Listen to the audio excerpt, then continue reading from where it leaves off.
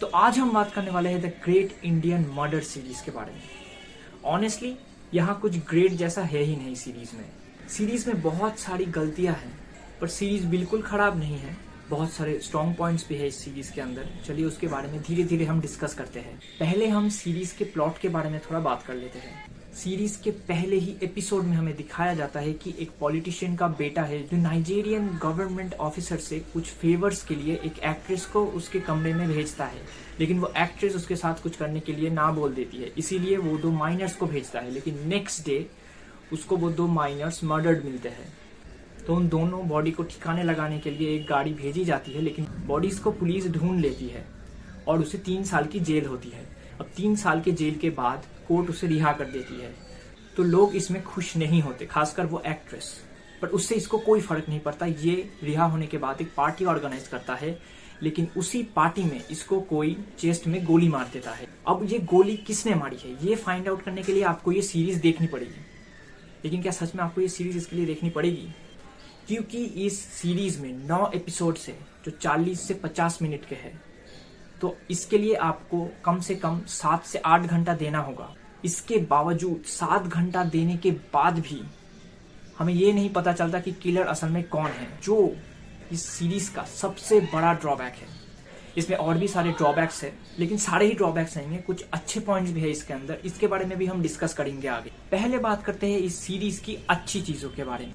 पहला पॉइंट ये है कि इस सीरीज में एक्टिंग कमाल की गई है और इसमें बहुत सारे अंडररेटेड एक्टर और एक्ट्रेसेस को लिया गया है।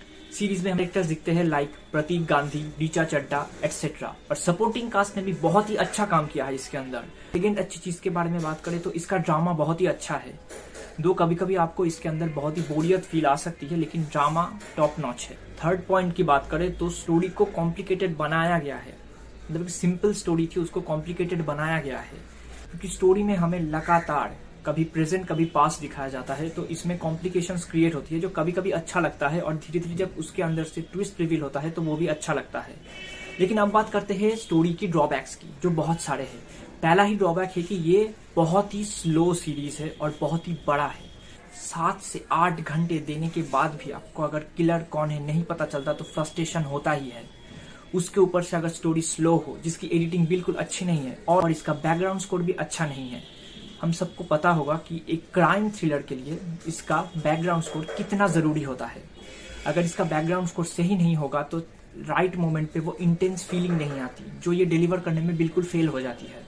लेकिन ओवरऑल मैं स्टोरी को बुरा भी नहीं बोलूंगा, लेकिन सेकेंड सीजन के लिए इसने बहुत खींच दिया है। तो मेरी तरफ से तो ये बिल्कुल रिकमेंड नहीं होगा कि आप इसे 6 से 7 घंटे देखें।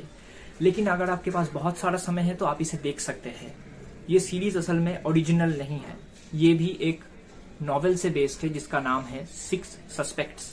और इस स्टोरी के अंदर भी हमें 6 सस्पेक्ट्स दिखाया जाता है, लेकिन आखिर में कुछ भी रिवील नहीं होता कि किसने मर्डर किया है। हमें ये 9 एपिसोड में 6 सस्पेक्ट्स को दिखाया जाता है, और इन 6 सस्पेक्ट्स को अलग अलग एपिसोड्स देके अच्छे से इसकी बैक स्टोरी को समझाया जाता है और इनकी मोटिव्स को समझाया जाता है। लेकिन इस कैरेक्टर्स में इन्होंने बहुत ज्यादा टाइम दे दिया है। सीरीज डेफिनेटली छोटी हो सकती थी और एडिटिंग और बेटर की जा सकती थी। अगर इसका सीजन 2 आ जाता है तो शायद आप इस दोनों सीजन को एक साथ बिंज कर सकते हैं, लेकिन अभी के लिए ये सीरीज मुझे नहीं लगता सही होगा देखना। बाकी आपकी मर्जी है, आपको क्या लगता है इस सीरीज को लेकर, ये मुझे कमेंट सेक्शन में जरूर बताएं।